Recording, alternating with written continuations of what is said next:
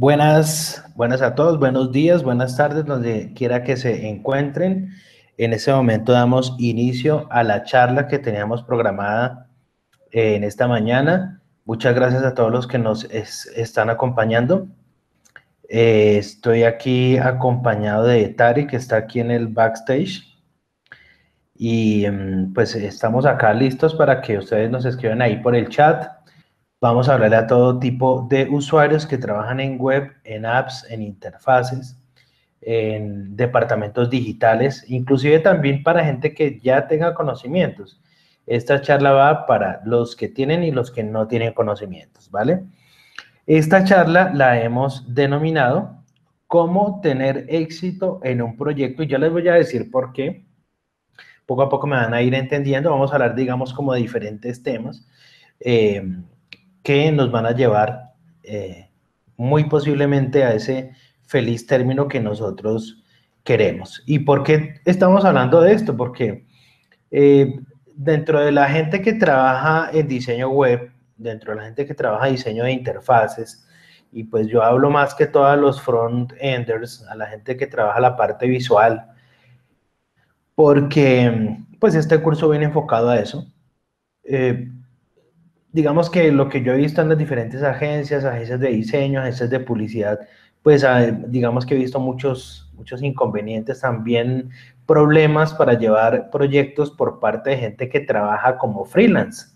Yo sé que ahí de los que ustedes están, que me están viendo ahorita mismo, que están viendo la pantalla, ¿todo está bien, Tari? ¿La pantalla se está viendo? Se escucha y se ve perfecto. Ok, bien.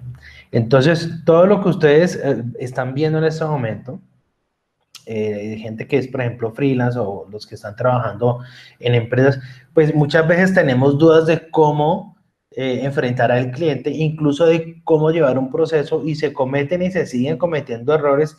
Yo prácticamente todos los meses sé de alguien, a veces por semanas, que me comentan, mire, tengo este problema, me equivoqué contratando a esta persona, pensé que sabía y no sabía, me metí en un proyecto que pensé que sí, pero no, y entonces comenzamos a tener problemas por, por digamos, ignorar muchas de las cosas que les voy a hablar ahorita mismo, y por eso es importante que ustedes estén aquí, ¿bien? Entonces, así hemos denominado la charla, cómo tener éxito en un proyecto. Si tienen preguntas, aquí está Tari súper pendiente del chat. Si de pronto envían saludos, ¿no? Si están, por ejemplo, en algún lado y quieren enviar un saludo, una pregunta, pueden hacerlo. ¿Cuentas de Twitter? ¿Cómo es la cuenta de Twitter? En este momento estamos en @nivelproco. @nivelproco o @nivelproco. Estamos utilizando un hashtag que es... Sí, estamos utilizando numeral webinars nivel pro para que ustedes compartan toda la información relevante que van a ver en esta charla. Ok, entonces, numeral webinars nivel pro. Webinars nivel pro. Ahí podemos ir centralizando también todas las preguntas, dudas, preguntas también sobre el curso y preguntas sobre lo que nosotros vamos a hablar, o como les digo, también por el chat.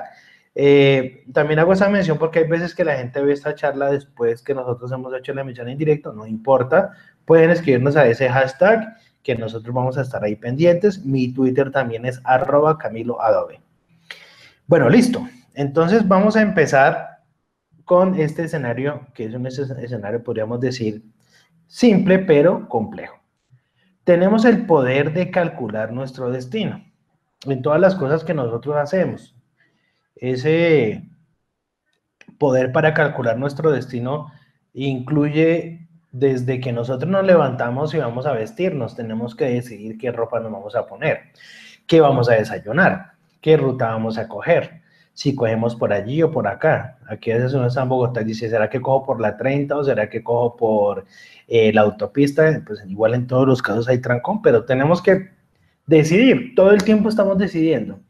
Y cuando hacemos nosotros un proyecto, a veces tomamos a la ligera esto.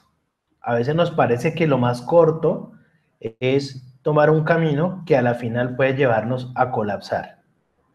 Y cuando hablo de colapsar, no es solamente que el proyecto no se entregue, sino a tener pérdidas de dinero. enemistades, peleas entre la gente porque me quedó mal y yo pensé que era de esta forma, yo pensé que era de esta otra, bueno, en fin. Entonces, es importante saber eso.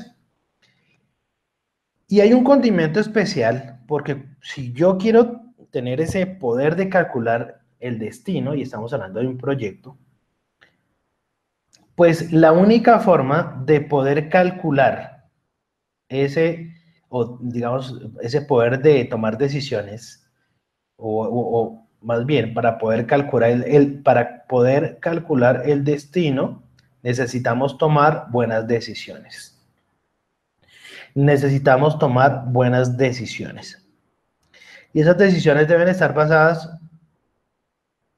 en conocimiento. Por eso acá dice, para tomar buenas decisiones necesitamos conocimiento. Esto es muy importante que lo sepas, porque si yo tomo una decisión desconociendo lo que va a suceder, ahí estamos tomando un riesgo bastante grande, ¿no? Es como un diseñador que una vez dijo, no, yo voy a hacer una app y yo después me meto a Google a ver cómo es eso. Eso es un caso de la vida real. Se está metiendo en un terreno que no conoce, ¿sí?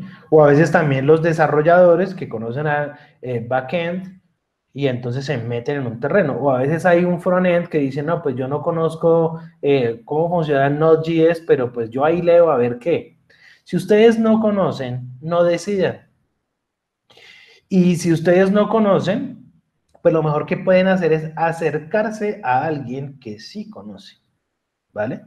Entonces, eso va a hacer que nosotros podamos ir asegurando esas decisiones. Entonces, es muy importante que tengamos el conocimiento, ese conocimiento que nos va a llevar a decir si usamos esta tecnología o usamos esta otra, usamos este programa. A veces hay que usar un CMS como WordPress, como Drupal, como PrestaShop, o a veces hay que desarrollar el CMS. ¿Será que utilizamos Java? ¿Será que Microsoft? ¿Será que utilizamos Open Source, PHP?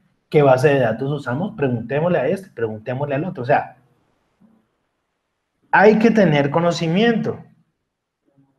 Hay que tener conocimiento. Así hasta que se lo graben. Es muy importante. La forma como adquiramos el conocimiento, pues bueno, hay diversas formas de hacerlo, pero obviamente que por más que uno sepa, no se las va a saber todas. Por eso trabajen en equipo. Y esto también se lo digo a la gente que trabaja como freelance, porque a veces la gente se cree Superman y quiere hacer todo. Y por el hecho, digamos, de ganarse toda la plata, entonces sencillamente quiere hacer todo. Quiere desarrollar, quiere hacer bases de datos.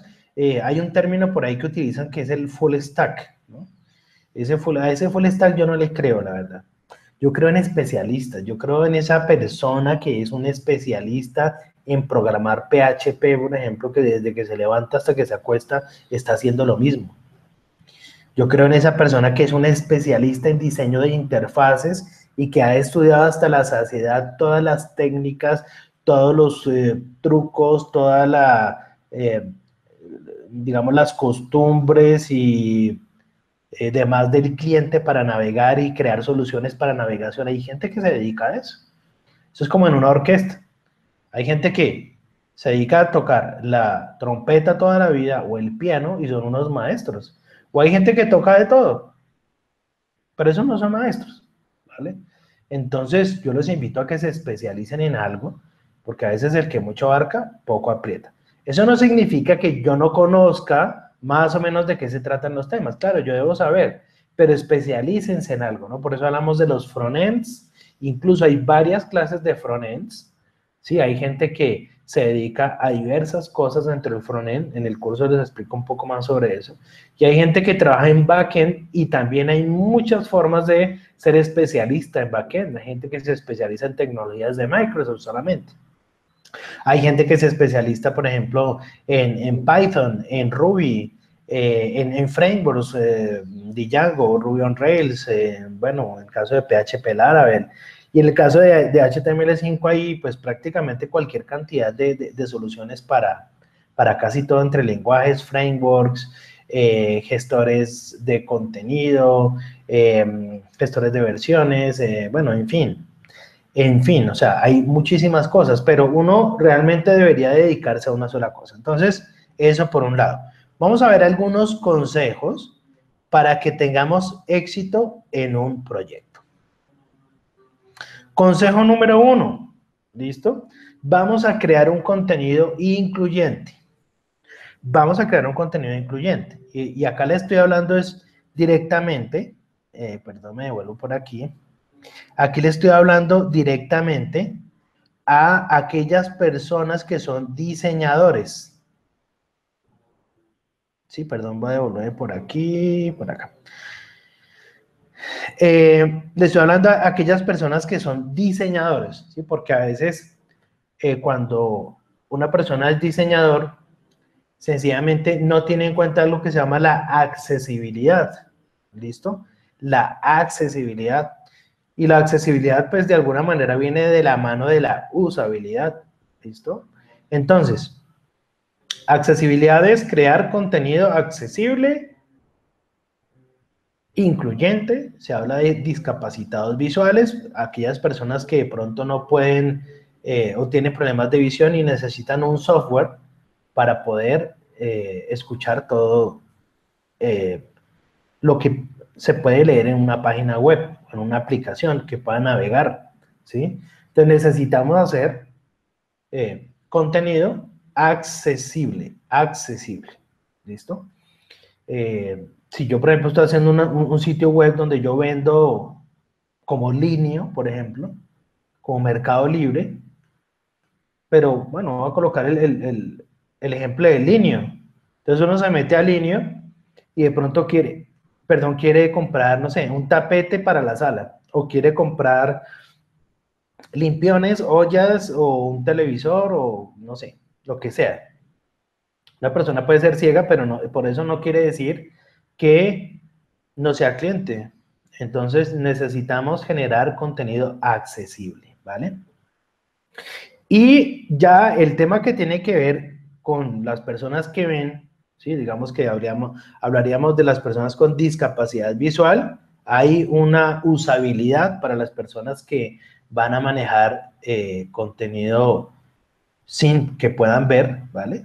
Y eso es lo que le llaman accesibilidad, ¿no? Si ustedes buscan en la palabra en Google, accessibility, ustedes van a ver puros iconos de sillas de ruedas y de personas con discapacidad. Entonces, ojo, hay que tener en cuenta esto, ¿listo? Y hay unas normativas bastante extensas sobre accesibilidad, o sea, aquí yo les estoy solamente nombrando el término, pero es bastante. Y como les digo, de la mano de la accesibilidad está la usabilidad. Entonces, la usabilidad significa que nosotros vamos a poder usar un contenido, o más bien como diseñadores vamos a poder crear contenido fácilmente usable. La usabilidad se puede resumir en acortemos todos los pasos para que la persona cumpla su objetivo cuando entra a un sitio o a una aplicación. Acortemos todos los pasos, acortemos todos los clics, mostremos contenido supremamente claro, que la gente no piense. El que piensa pierde, ¿no? Dice un dicho. Y hay un libro que se llama No me hagas pensar, de Steve Krug. Se lo recomiendo para el que le guste la usabilidad. Ese es como el manual básico para empezar en esto. Y pues me gusta ese título porque no me hagas pensar es exactamente lo que queremos. A la gente no le gusta pensar. La gente compra un celular y ya quiere, no sé, en un momentito saber cómo funciona. La gente no lee las instrucciones cuando compra un electrodoméstico. La gente quiere usar las cosas ya. Y cuando ustedes comienzan a colocar tropiezos porque dicen, no, es que quiero ser creativo, voy a poner un botoncito con escaleras y cuando llegue al final, entonces sale un muñequito que le muestra el contenido. No, eso no se hace. La gente no tiene tiempo para eso. Esos son, podríamos decir, como lujos creativos inservibles. Entonces uno tiene que ser práctico. El diseño tiene que ser, antes que creativo, tiene que ser funcional. Si la creatividad no vende, no sirve, ¿no? Hablando de la usabilidad para crear aplicaciones, ¿sí? De pronto en otros ámbitos, de pronto más lúdicos, en temas de juegos, uno se puede dar diferentes tipos de lujos creativos, pero uno no puede perder el orden que antes que cualquier cosa esto tiene que funcionar, ¿vale? Y obviamente que dentro de esa funcionalidad pues debe haber una estética, debe haber una buena apariencia, debe haber una buena solución, algo que sea atractivo, etcétera, etcétera, pero primero tiene que funcionar. Entonces aquí hablamos de dos términos, UI, que es User Interface, y UX, que es User Experience. El User Interface es la interfaz de usuario, es aquello que la persona va a utilizar, es ese mecanismo, ¿no? Si, por ejemplo, yo voy a salir de acá de la sala de juntas donde estoy ahorita, entonces giro la perilla de la puerta y pues sencillamente abro. O si yo, por ejemplo, voy al switch de la luz, estoy utilizando una interfaz, ¿vale? Entonces esa interfaz es la que permite que haya un mecanismo que pues, tenga alguna función en específico. Y en los juegos, por ejemplo, en esto que yo les estoy mostrando acá, esa interfaz tiene que ser lo suficientemente intuitiva para el usuario. Entonces, siempre tenemos que estar pensando en el usuario, siempre. A veces tenemos discusiones con el cliente porque el cliente dice, no, mira, yo te voy a contratar, pero quiero que me hagas esto, esto, esto y esto y esto. Y le dicen al diseñador qué tiene que hacer. Y el diseñador hace lo que el cliente le dice. Eso es un error. Uno no puede hacer lo que el cliente le dice porque pues eso no tiene chiste. O sea, la idea es que uno es el creativo, uno es el que da la solución, uno es el que tiene el conocimiento y uno tiene que ser proactivo. Uno tiene que decirle al cliente, mira, yo te voy a decir tú qué necesitas. Una cosa es que él tenga ideas, pero el cliente no sabe. O sea, el cliente cree que sabe, pero los que sabemos somos nosotros. Nosotros estudiamos apreciación visual, nosotros estudiamos diseño, nosotros estudiamos sobre los clientes, sobre el público objetivo. O sea, nosotros tenemos el conocimiento para brindarle la mejor solución al cliente, ¿vale? Entonces, tenemos que ser muy, muy proactivos en ese sentido. Y la interfaz de usuario, pues es una solución. Y la solución que necesita, en este caso, el usuario, ¿no? La persona que va a utilizar el app o la página web y que va a realizar cualquier actividad, ¿no? Entonces aquí, no, por ahí, yo veía en estos días, o no hace mucho, en el Facebook estuvo por ahí un meme circulando que decía, señora, si su hijo de 3 años utiliza el iPad, no es que su hijo sea inteligente, es, ¿cómo era que decía? Algo así como que el mérito se lo llevan los desarrolladores de Apple. Y pues sí, es que eso es así. O sea, cuando el diseñador logra que una persona use algo, pues es obviamente el mérito del diseñador. Asimismo, cuando una persona no puede usar algo, cuando una persona se siente torpe usando así sea esto que les estoy mostrando acá, que es un grifo, una llave, ¿no? ¿Cuántos de nosotros, por ejemplo, hemos entrado a una casa que pronto no es la de nosotros o a un centro comercial y vamos a abrir una llave y no sabemos cómo abrirla, no sabemos si se jala, si se lleva para un lado o si de pronto tiene un sensor? Y a veces pensamos y nos molesta pensar. O sea, cuando hay esa sensación de incomodidad por parte del usuario, es negativo y entonces la gente se siente torpe. Y cuando la gente se siente torpe, casi siempre es culpa del que diseñó. Entonces, cuando yo entro a un sitio web y me pierdo, cuando yo hago una aplicación y no encuentro las opciones, me causa incomodidad. Cuando me demoro, cuando tengo que pensar, me causa incomodidad. Y estamos creando una mala experiencia del usuario, ¿vale?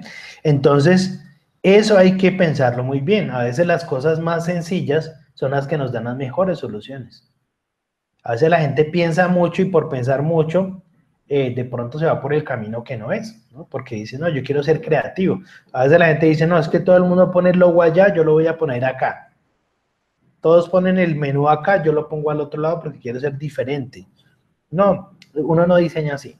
Eso es lo que yo llamo el síndrome del estudiante recién egresado. ¿Sí? Quiere ser todo distinto, quiere ser diferente a los demás, pero uno no diseña así. Uno diseña según unas características del usuario y unas costumbres y un comportamiento que tiene unos argumentos. ¿Cómo lee la gente? ¿En qué dirección lee la gente? ¿Cómo toma el celular? ¿Con qué mano? ¿Con qué dedos navega? ¿Qué pasa si yo estoy navegando con los pulgares? ¿Qué parte del celular estoy tapando? ¿Cuál parte me queda visible? ¿Cuál no? Con todos esos elementos uno es que diseña, ¿vale? Entonces es muy importante estudiar esa interfaz de usuario que, bueno, aquí yo les estoy colocando algunos ejemplos de juguetes, el ejemplo de las llaves, pero pues finalmente esto tiene que verse reflejado en, por ejemplo, un celular cuando nosotros hacemos la interfaz. Tiene que cargar rápido, tiene que leerse bien, tiene que tener buenos contrastes a nivel digamos, la legibilidad del color. Es decir, tiene que ser perfectamente funcional. ¿Ustedes qué es lo que quieren? Pues entrar y leer y saber de qué se trata. Si estoy viendo una noticia, ustedes seguramente han visto esas páginas que le saca a uno un pop-up, ¿no? Una ventanita emergente y sale publicidad y otra ventanita emergente y cerramos y vuelve y sale otra. O sea, eso desespera a cualquiera. Finalmente uno termina yéndose de ahí. O sea, todas esas cosas hay que estudiarlas para brindarle lo mejor al cliente, ¿sí? Entonces, esto es interfaz de usuario. Y resulta que la interfaz de usuario, pues digamos que es el componente que nosotros generamos, es el diseño que nosotros generamos tras estudiar ese público objetivo, ¿no? Y entonces ahí es cuando ya podemos ir determinando que va a haber una experiencia del usuario. Y esa experiencia puede ser positiva o puede ser negativa, pero sin lugar a dudas va a haber una experiencia del usuario.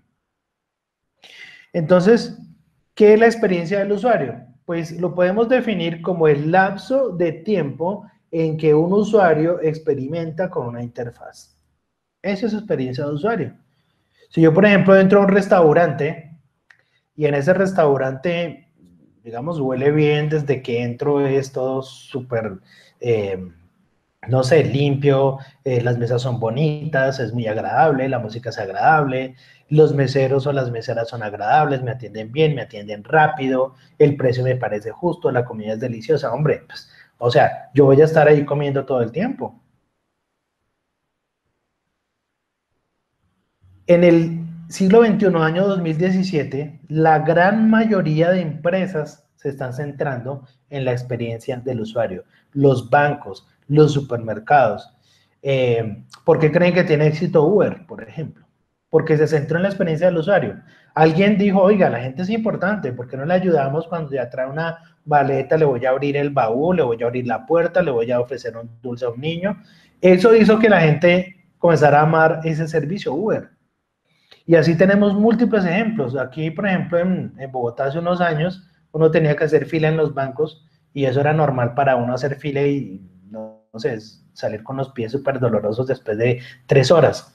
Pero alguien dijo, no, ¿por qué no ponemos sillas? La gente se cansa. Ok, pongamos sillas. Y pum, todo el mundo se fue para ese banco. Y después dijo, otro banco dijo, no, pero ellos pusieron sillas y nosotros también pongamos sillas. Entonces, todas esas cosas que hacen que la gente se sienta bien, eso es lo que vende. Y ustedes cuando diseñen tienen que hacer exactamente eso, hacer que la gente use las cosas entendiendo perfectamente todo y eso pues digamos que es fácil decirlo pero no es tan fácil hacerlo, ¿no? En este libro que les comento, por ejemplo, dice que hay mucho contenido que es basura, ¿no? Pues digo entre comillas. Me refiero a que es contenido que la gente realmente no ve y que está comprobado, ¿sí? Científicamente que la gente no ve eso. La gente no ve, por ejemplo, historia de la empresa, historia del gerente, visión, misión, esas son cosas que realmente a la gente no le importa. O sea, si yo entro a un sitio como Linio, entro, busco lo que necesito, dónde se paga, cómo es, será que sí, será que no, pum, pagué y me fui. Chao. Yo no me quedé viendo la empresa cuánto lleva. No. O sea, así es el comportamiento de la gente. Piensen ustedes mismos cuando ustedes navegan, ¿qué hacen? Así somos, la mayoría somos así. Nos desesperamos si una página no carga, por ejemplo, ¿no? Entonces acá en esta diapositiva hay un ejemplo en la que estamos viendo un cereal con una cuchara y la experiencia del usuario, pues acá sencillamente se puede ver reflejado en que la interfaz puede ser la cuchara y que si ese cereal está fresco, si la leche está fresca, si estoy en un lugar cómodo, pues mi experiencia va a ser positiva, punto. Esa experiencia del usuario nosotros deberíamos aplicarla, pues, digamos que en este caso estoy hablando de web, ¿no? Pero eso también es aplicable en los impresos, ¿no? En los empaques. Hay muchas formas de crear usabilidad. Entonces, podemos entender que user experience o interfaz, experiencia del usuario no es igual a la interfaz del usuario. Además, porque la experiencia de usuario es extensible y se habla, digamos, de muchos temas, ¿no? Acá lo estamos centralizando la interfaz, pero pues obviamente, entre más nosotros conozcamos a ese usuario, vamos a poder brindarle algo mucho mejor, ¿vale? Entonces, pues necesitamos hacer algo funcional, necesitamos que nuestra aplicación o nuestro sitio web esté hecha óptimamente, y cuando digo óptimamente, pues hablamos de muchas cosas, optimizar imágenes para que carguen rápido, que nuestro código esté optimizado, muchas veces comprimir las librerías, no crear páginas sin sentido, no colocar un video porque, pongamos el video porque tan bonito, no, o sea, todo debe tener un estudio y una razón de ser. Por eso digo que el diseño tiene que ser funcional. De esto les hablé hace un momento, que es la accesibilidad. Entonces, tener en cuenta la accesibilidad, ¿listo? Que es, vuelvo y repito, todo lo que tiene que ver. Lo hablé al principio porque me parece importante tener en cuenta la accesibilidad con la usabilidad, ¿no? Recuerden, accesibilidad, todo lo que tiene que ver con contenido para personas con discapacidad visual, aunque un término más global es contenido incluyente, hacer contenido para todos, para los que no ven, para los que no oyen, obviamente para los que sí ven, entonces, sino que es que uno obviamente ya sabe que pues, la persona que ve y oye está accediendo al contenido, ¿no? Pero si no hay usabilidad, ¿no? Perdón, yéndome acá un momentito, si yo no utilizo bien la usabilidad, incluso los que ven y los que oyen pueden no acceder al contenido porque utilicé mal todos esos elementos constructivos. ¿Listo? Bueno. Consejo número 3, tener en cuenta el posicionamiento. Se habla del SEO o Search Engine Optimization.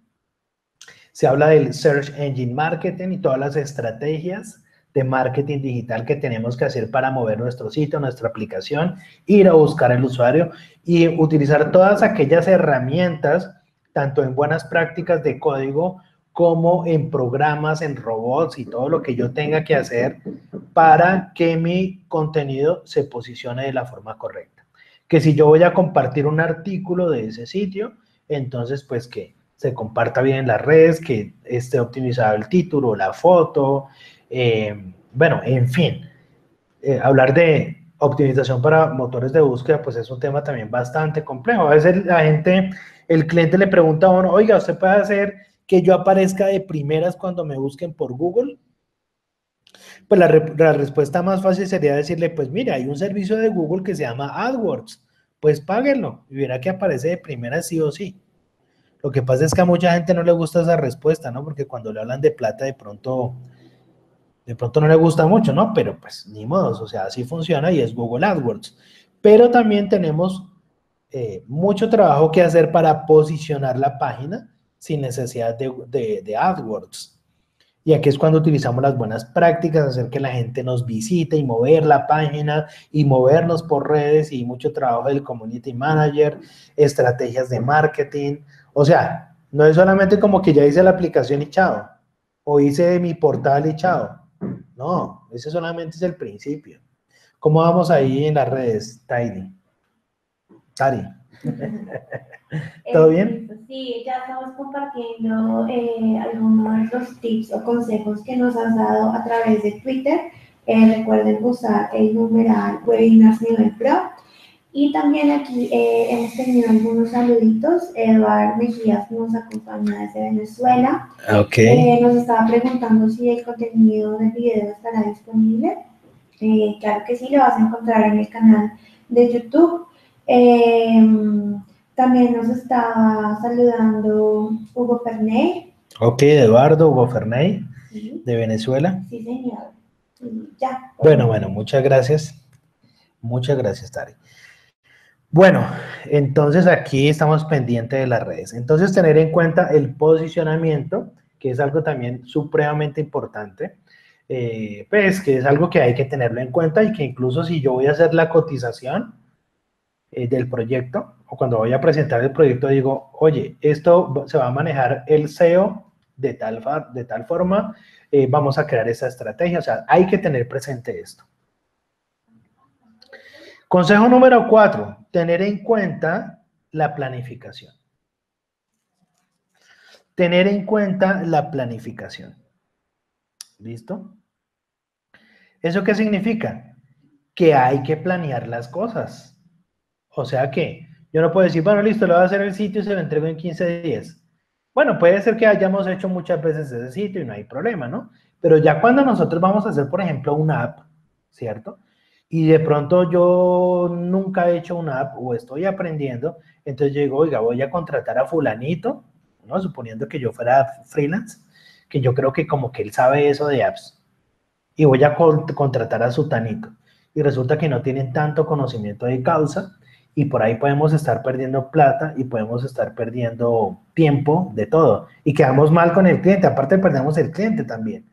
Entonces, cuando yo planifico, pues, hombre, podemos ser una empresa y en esa empresa hay un equipo de trabajo, necesito a gente competente. ¿Sí? Si yo soy, por ejemplo, un project, una persona que dirige en una empresa de publicidad, necesito a gente competente. Y si yo, por ejemplo, como project no tengo el conocimiento de decir, oiga, ¿será a quién contrato? Que quiero crear un departamento digital y quiero saber a qué personas contrato. Entonces, ¿yo qué puedo hacer? Yo puedo decir, por ejemplo, necesito un desarrollador de tecnologías de Microsoft, necesito un desarrollador de open source, alguien que sea duro en PHP, necesito 2 o 3 diseñadores de interfaces que sean buenos, ¿cierto? Y entonces ahí creo un equipo de trabajo. Pero voy a hablar acá de un tema que lo he visto recurrente en varias empresas y me parece un problema que es grave. Y el problema es lo que yo llamo las empresas sin rostro. Hay empresas grandes, ¿no? La gente habla de Sancho, la gente habla de Leo Burnett, la gente habla aquí en Colombia, por ejemplo, de John Rubicam, hablan de, bueno, tantas empresas de publicidad grandes, hablamos de, bueno, en fin, hay muchas empresas de publicidad grandes, ¿no? BRM, hay muchas empresas de publicidad grandes, pero yo los llamo empresas sin rostro. Empresas sin rostro. Muchas veces las empresas pequeñas tienen más rostro, porque al menos yo ya sé quién es el jefe, quién es el que me está poniendo la cara. Pero una empresa grande está contratando y contratando y contratando y realmente uno no sabe quién es. Entonces de pronto llega un project y le dice, no sé, vamos a colocar un ejemplo, a Davivienda. Dice, mire, yo soy el project de la cuenta de Davivienda y yo voy a estar al frente de esta cuenta y todo lo que usted me diga yo lo voy a hacer. Pero resulta que al mes a este project le salió otro empleo donde le pagan más y se fue. Entonces, ¿cómo quedó Davivienda? Quedó en el lugar equivocado, ¿cierto? Tiene que llamar a otro project y decirle, no, mire, vaya, reemplace. Y así pasa con los diseñadores, se van, llegan otros, se van, llegan otros. O sea, realmente estamos trabajando con empresas sin rostro. Entonces, si hay un project que tenga claras las cosas y que sea responsable y que sea una persona confiable en esa empresa, que yo sé que no se va a ir a la primera propuesta, pues debería pensar en estrategias para que su trabajo no se vea afectado cuando la gente la cambie. Porque uno debe saber que cualquier diseñador, cualquier programador se puede ir en cualquier momento. Entonces, si yo soy un coordinador, si yo soy un project, debo tener en cuenta, por ejemplo, cómo manejar la información. Y cómo manejar la información es algo tan sencillo como, por ejemplo, tal persona, no sé, pongamos un diseñador, se fue. Entonces, podríamos decir que esa persona necesita un reemplazo y cuando llega ese reemplazo, lo que vamos a obtener es que toca repetirle todo, ¿sí? Toca decirle, oiga, pues resulta que estábamos trabajando acá tal proyecto y pues la verdad que no sabemos dónde dejaron los logos, los tipos de letra, dónde dejaron los archivos editables. Entonces, ahí ya se pierde tiempo. Entonces, si por ejemplo esa persona que coordina crea un servidor donde todos los viernes están guardando los proyectos, ahí ya creó una solución a un problema. ¿Sí? Entonces, los informes, que pues obviamente que no hay que exagerar, pero yo sí debo saber qué está haciendo cada persona, en dónde está guardando las cosas. Entonces, ya cuando hay que cambiar a alguien, pues esa persona, yo ya le puedo decir, mire, aquí están los archivos, se está trabajando esto y se puede perder menos tiempo en ese tipo de cosas, ¿vale? Entonces, por eso es importante el orden, ¿vale? Cuando uno habla de planificación, está hablando de orden. O sea, ¿cuáles son las ventajas del orden? Pues sencillo. El orden trae mayor productividad, trae control, trae eficiencia y trae menos conflictos, menos pérdida de tiempo, menos pérdida de dinero y menos estrés. Lo que pasa es que implementar el orden es un trabajo que a veces es arduo y que a veces es incómodo. A los diseñadores, pues prácticamente que no les gusta el orden. Casi que detestan el orden, ¿no? Entonces como que a veces ni los archivos ni los nombres de las capas en Photoshop le ponen nombre y a veces guardan la información por ahí. A veces, digamos, los publicistas o los diseñadores tienen fama que no entregan a tiempo los proyectos o se demoran más tiempo de lo que es, calculan mal los tiempos, bueno, en fin. Entonces hay que tener orden, hay que tener protocolos. Se pueden hacer, por ejemplo, documentos de entrega. Uno de los problemas más graves que hay es cuando se entregan archivos. Entonces alguien entrega un archivo a otro y se lo pasa por WhatsApp, se lo pasa por Skype, bueno, no sé, se lo pasa por una memoria USB así súper fresh y eso no puede ser así. Porque cuando hay problemas, entonces yo le digo, no, pero es que yo le entregué eso y el otro dice, no, usted no me entregó nada. Y si no hay soportes, si ustedes no enviaron un correo donde hay un soporte que ustedes sí enviaron esa información, entonces pues estamos a la deriva. Entonces es muy importante que cuando se entregue información se entregue de la manera más ordenada. En las empresas grandes esto es mucho más complicado porque hay departamentos y a veces cuando hay problemas el uno le echa el problema al otro. Entonces tienen que ser absolutamente ordenados y serios en la entrega de material, ¿vale? Y si hay que hacer firmar a alguien de que recibió, háganle firmar. Pero ese orden, que a veces puede ser incómodo, es muy bueno, ¿vale? Y cuando ese orden se implementa a través de unas estrategias muy claras, donde todos saben lo que hay que hacer y donde hay unas reglas que se crean para protocolos, para entrega de archivos y si se pueden crear formatos, no importa, se hacen, pero eso va a traer muchas ventajas. ¿Listo? Y si de pronto hay algún error o se cometió alguna, no sé, alguna falta, entonces yo ya sé en dónde, digamos, dentro de mi flujo de trabajo, en qué parte fue esa falla y la vamos a poder solucionar. Entonces es muy, muy importante el orden. Dentro de ese orden podemos crear, por ejemplo, un flujograma de la arquitectura, ¿cierto? ¿Cómo va a ser ese desarrollo? Supongamos que es una aplicación. Entonces, cuando uno va a hacer una aplicación, pues necesitamos reunirnos con los expertos, con los que saben de bases de datos, de desarrollo, de interfaces, y crear un flujograma de la arquitectura.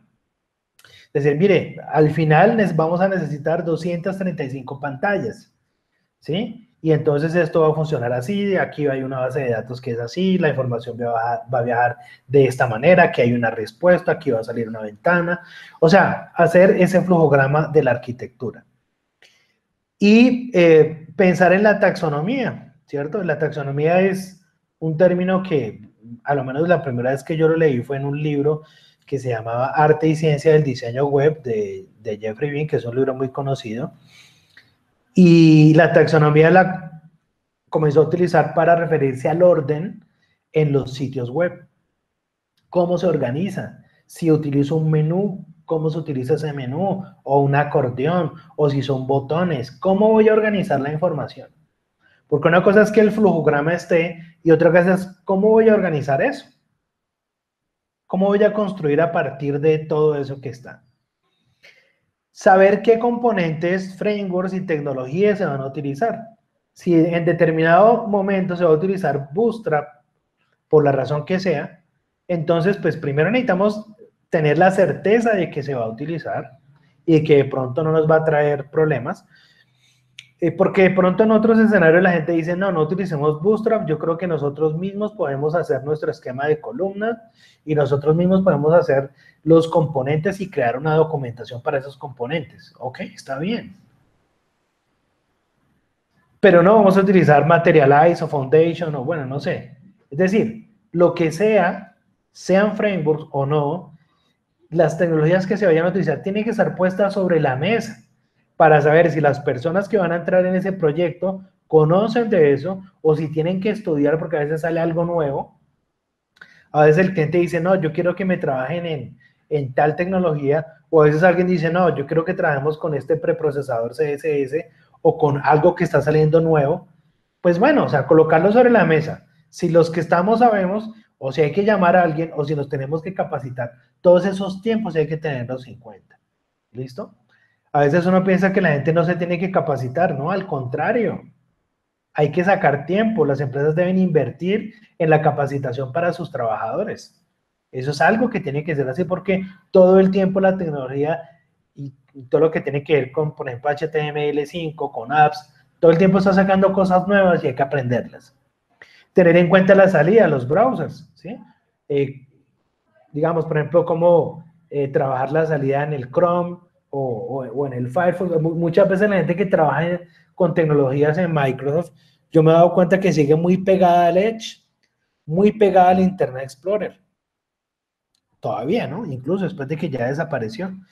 Y resulta que a veces no sabemos cuál es el navegador que más se utiliza en una ciudad o en un país, ¿no? Aquí, por ejemplo, en Colombia, el navegador que más se utiliza, como en muchas partes del mundo, es Chrome, ¿no? Y hay una página, por ejemplo, que se llama gs.statcounter.com. ¿Listo? Voy a abrirla. En esta página ustedes pueden ver estadísticas, en este caso hasta marzo del 2017, ¿vale? Y pueden saber qué navegador es el que más se usa en una zona en específico. Yo puedo decirle, quiero que busque por tales filtros o por tales filtros o por tales filtros. Quiero buscar, por ejemplo, por sistema operativo, por dispositivo. Quiero buscar por navegador, ¿vale? Y entonces cuando ustedes entran a cada uno de estos ítems, ustedes pueden ir sesgando mucho más la información, ¿vale?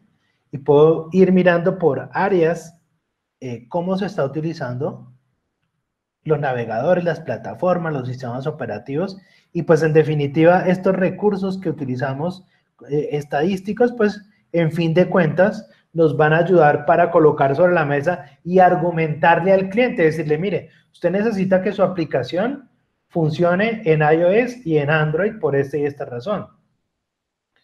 Usted necesita que su sitio web funcione bien en Chrome, funcione bien en Safari, funcione bien de pronto en Firefox y de pronto que no se pierda tiempo en desarrollo. ¿Están diciendo algo por ahí, Tari? ¿Todo bien? Ok, entonces tener en cuenta la salida de lo que son los navegadores. Los pasos en un proyecto. Bueno, aquí voy a hablar sobre frontend. ¿Cómo se comienza a construir la interfaz? Ya hablando, digamos, de diseño. ¿Listo? O sea, ya tenemos todo ese conocimiento atrás, sabemos qué tanta información es, ya sabemos qué frameworks vamos a utilizar. Bueno, entonces lo primero que se hace es estudiar el público objetivo. Necesitamos saber a quiénes vamos. Entonces, un estudio de público objetivo puede ser, vamos a crear un microsite para la empresa Rexona porque van a sacar una edición especial de un desodorante para adolescentes que les guste Justin Bieber. Entonces ahí hay un público objetivo, hay una edad, hay un estrato socioeconómico, hay unas ciudades donde se va a distribuir el producto, hay una descripción de ese público en particular, porque son mujeres además, ¿no? De género. Entonces se determina a quién le estamos diseñando, a quién le estamos trabajando, y a esa persona es la que le vamos a apuntar el diseño. A veces el cliente, ¿no? Hablando del empresario, él quiere diseñar. O a veces el diseñador dice, no, yo quiero meterle esta fuente porque es que a mí me trama esta fuente. Yo quiero meterle este efecto parallax porque es que, uy, ese efecto es súper cool. No, uno no diseña así. Uno diseña pensando en el público objetivo, en brindarle una solución al público objetivo. No se trata del diseñador ni se trata de el empresario. Luego hacemos un sketch, luego hacemos un wireframe, luego hacemos un mockup, luego hacemos el prototipo y luego hacemos el código. Voy a mostrarlo acá para que nos quede más claro. Resulta que yo ya tengo el contenido y sé más o menos lo que voy a hacer, entonces hago un sketch. El sketch es tomar un lápiz, tomar un papel y comenzar a pintar, ¿sí? Vamos a organizar la idea. ¿Será que hacemos pestañas, hacemos botones? Aquí yo creo que va tal imagen que ya me mandaron y el texto que ya sabemos que va acá. Entonces, se organiza la idea. El sketch es muy importante porque se organiza la idea. Si a ustedes de pronto no les gusta mucho el papel, pues hay una aplicación de Adobe que se llama Photoshop Sketch. Entonces, pues ahí tienes lapicitos para rayar y tienes cosas que puedes utilizar para ese tipo de cosas, ¿listo? Entonces, primer paso, muy importante, hacer un sketch. Segundo paso, hacer un wireframe, ¿listo? Entonces, este wireframe es algo mucho más elaborado, o un poquito más elaborado, podríamos decir. En ese wireframe, pues, se puede hacer, digamos, en Illustrator. Yo puedo tener ya una idea de dónde van las imágenes, hacer rectángulos, hacer textos, puedo colocar unos enlaces así que diga link text here, o sea, aquí hay enlaces, todavía no sé cuáles son, pero sé que son unos 5 enlaces. Yo ya sé que aquí va el formulario. Bueno, es decir, hay una idea mucho más clara de lo que se va a hacer. Y finalmente se hace el mockup, ¿listo? Entonces el mockup ya es que yo me entro, por ejemplo, a Photoshop, ¿sí? Y en Photoshop yo diseño con las herramientas de Photoshop, o sea, ahí no estamos usando código, utilizo los rectángulos, los textos, las fotos, las texturas, de pronto las sombras, y organizo cómo se va a ver mi aplicación o cómo se va a ver mi sitio web. Muchas veces los mockups se hacen ambientando el diseño. Entonces ponen la pantalla de un computador y cómo se ve el sitio web en el computador, en la pantalla del computador y se muestra el escritorio, ¿verdad? No se puede mostrar un portátil y uno hace el montaje de cómo se vería ese sitio web en el portátil. Yo les voy a mostrar un ejemplo. Voy a entrar acá a voy a entrar aquí a mi Behance. Resulta que aquí en mi Behance, bueno, pues yo muestro de pronto las cosas que he hecho. Por acá tengo algunos websites, pero en particular, por ejemplo, este cliente que le hice un sitio web hace un tiempo, pues me dijo, miren, yo soy un médico cirujano, oftalmólogo, y quiero algo muy sencillo. Mis ítems son estos. Yo trabajo esto y esto y esto y esto. Me interesa que la gente rápidamente sepa qué se hace acá. Quería un diseño sobrio, pues es algo que es médico. Entonces, bueno, finalmente dije, ok, vamos a hacerlo. Y diseñé en Photoshop esto que ustedes están viendo acá. Y luego, pues utilicé un mockup, un diseño que ya de esos hay muchos. Ustedes pueden meterse a Google y buscar por mockup y encuentran ya el computador en una capa inteligente. Se puede reemplazar el archivo y se monta y pues ya digamos que hay una idea de cómo se va a ver en el computador. Los mockups también se hacen, por ejemplo, para tarjetas de presentación, ¿no? Yo por aquí tengo, por aquí, cuando hice este diseño de esta marca, por aquí, esperemos que cargue, también hice, por ejemplo, un montaje para las tarjetas de presentación, ¿sí? Aquí está un poquito pesado, vamos a ver si carga. Sí, ahí está cargando. Entonces, los mockups no sirven para eso. El cliente puede de pronto tener un poquito más de feeling al ver un fotomontaje de cómo se va a ver su logo, por ejemplo, o si uno va a hacer una valla, o si uno va a hacer un afiche, uno puede sacarle, no sé, una foto, por ejemplo, a un parqueadero y hacer el montaje del afiche. Bueno, ese tipo de cosas, sí, ustedes lo pueden hacer, ¿sí? Entonces, eso es lo que es el mockup. Hay que hacer un diseño, puede ser en Photoshop, algunas personas usan Illustrator, pero la persona tiene que saber cómo se va a ver el diseño antes de comenzar a programar, ¿vale? Entonces, por eso es que se hace un mockup, ¿listo? Hay que hacer el mockup, ¿bien? Después que se hace el mockup, y sobre todo cuando, podríamos decir, aquí se aprueba, ¿no? Acá el cliente dice, listo, se va así, o no se va así. Oye, no, cámbiale este color, este botón no me gustó. O sea, se hace el cambio sobre Photoshop, no sobre el código. Y hay que ser estrictos en este proceso. Porque cuando no se es estricto, vienen los problemas. O sea, ustedes tienen que decir al cliente, no, mire, si usted me aprueba acá, yo puedo poder trabajar bien. Si usted me aprueba después, le voy a cobrar una multa. Porque no se considera que hagan cambios ya después de que todo el trabajo se hizo como debería hacerse, ¿no? Entonces, se hace el mock-up, o sea, que haga los cambios que quiera hacer, pero que cuando lo apruebe ya sea la aprobación, ¿no? Eso es como en impresión, una Sherpa. Ya la Sherpa alguien la firma y eso ya se fue a impresión y ya, chao. Entonces, luego se puede hacer un prototipo. Esto se hace mucho, por ejemplo, cuando se van a hacer aplicaciones, porque a veces es difícil dimensionar una aplicación. A veces es difícil. Porque, digamos, tenemos, no sé, 300 pantallas. Yo no le voy a decir al cliente, mira, tú presionas este botoncito y te salta la pantalla 24 y presionas acá y te devuelve a la 52 y haces aquí y te manda a la 74. Entonces el cliente queda como, no entendí. Entonces, por eso a veces se pueden hacer prototipos. El prototipo, pues, es, podríamos decir, una maqueta. O sea, no crean que esto es la aplicación ya hecha, ¿no? Es una maqueta, pero es una maqueta muy bien definida, ¿no? Cuando los arquitectos, por ejemplo, van a montar una estructura, muestran la maqueta, muestran gráficas en 3D, ¿no? Uno los ve, por ejemplo, el centro comercial va a quedar así y te muestran un 3D. Entonces, eso obviamente que nos abre mucho la mente. Lo mismo el prototipo. Hay un programa de Adobe que se llama Adobe XD, o lo que se conoce como Adobe Experience Design, que es para hacer prototipos, ¿sí?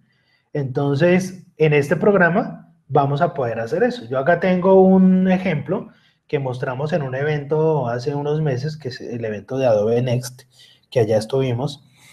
Y en mi ponencia, pues les hablé de Adobe Experience Design. Y ustedes se pueden dar cuenta, pues acá ustedes tienen una serie de herramientas y demás, donde vamos a poder crear todos estos elementos que se ven en la interfaz, ¿sí? Todos estos iconos y tal. Pero lo interesante es que yo acá le digo cómo navegar. Entonces, al final, yo puedo tener una visión. Yo puedo decir al cliente, mira, tú haces clic acá y vas para allá. Voy a la casita, entonces acá te manda el inicio. Voy para acá, entonces te manda la otra pantalla, ¿sí?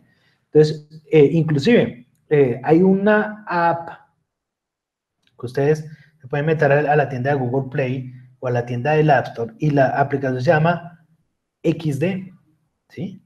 La pueden descargar.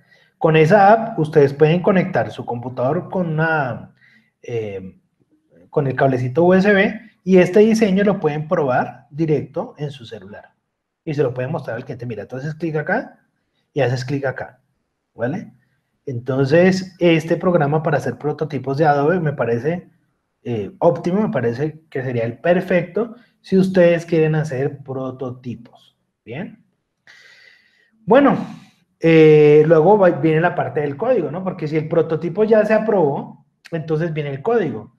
El código puede ser muchas cosas, puede ser HTML5, de pronto se puede utilizar ya lenguajes nativos como Java, como Objective-C, se pueden utilizar, bueno, diferentes tipos de plataformas, diferentes tipos de opciones.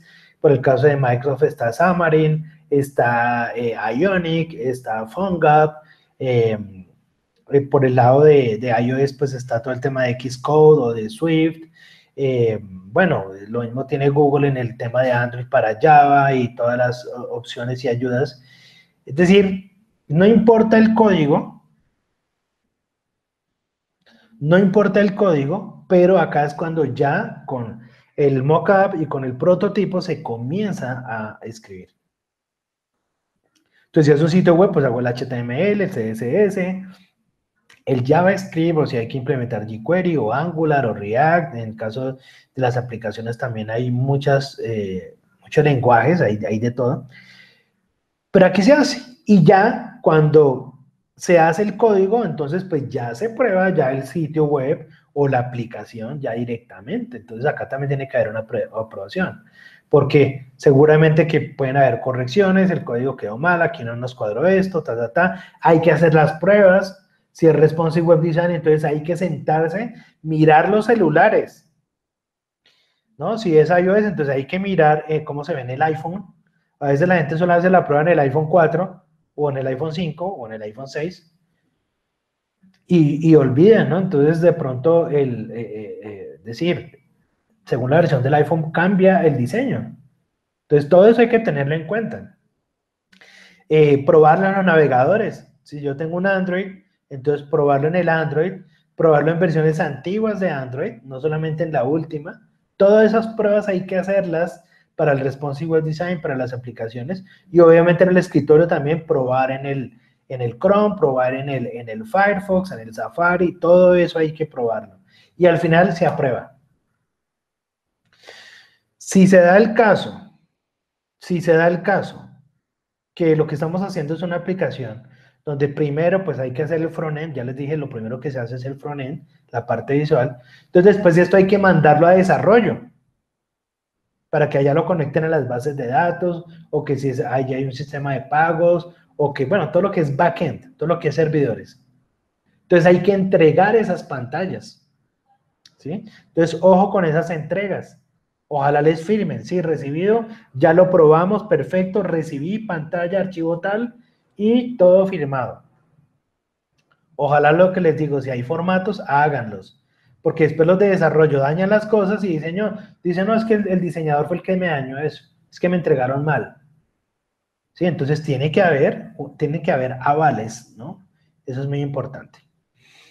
Y pues la segunda etapa es el backend, como les digo. Ellos van a recibir los archivos que les entregaron los departamento de frontend, los que trabajan toda la parte de diseño de interfaces, y aquí ya es donde se desarrolla todo lo de servidor, o sea, portal web, aplicaciones para móviles, juegos, pantallas táctiles para diversos usos, plataformas, etcétera.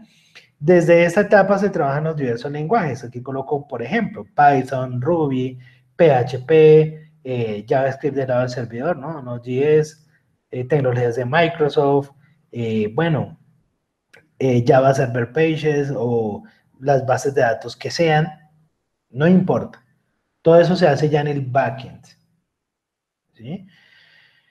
Bajo ninguna circunstancia en esta etapa deberían hacerse correcciones de interfaz. O sea, no se vale que cuando estén montando esto digan, uy, ese menú como que no nos va a servir, nos toca devolverlo. No, eso no se puede permitir. Y eso hay que aclararlo desde el principio, porque en algunas empresas esto es causal de multas, de sanciones o en casos extremos, uso de la póliza de incumplimiento. Tiene que haber orden y tiene que haber unas políticas. Eso es como cuando, no sé cuántos han visto en Discovery, esos programas donde muestran las fábricas, ¿no? Yo alguna vez vi cómo hacían los carros en la empresa de Volkswagen. Eso es impresionante. Digamos, el minimalismo de cada proceso. O sea, eso es exacto. Si se demora en alguna parte del proceso 1 minuto, 15 segundos, o 10 minutos, o media hora, es ese tiempo, no puede durar más. Y un carro, por decir algo, se ensambla en 6 horas, 35 minutos. Y todo lo que se pueda hacer en tecnología para al menos reducir 1 minuto la producción se hace, y esos son procesos complejísimos. Entonces, si nosotros podemos lograr hacer que nuestros procesos sean así de estrictos, vamos a hacer que nuestra productividad sea mayor. ¿Vale? Y al final, pues entonces, si todo sale bien, entonces el cliente nos paga, queda contento, nosotros felices y vamos a recibir el siguiente proyecto, ¿vale? Entonces, bueno, yo voy a dejar mi charla hasta acá. Espero que haya sido de su agrado esta charla. Muchas gracias a todos por su atención. Hasta la próxima.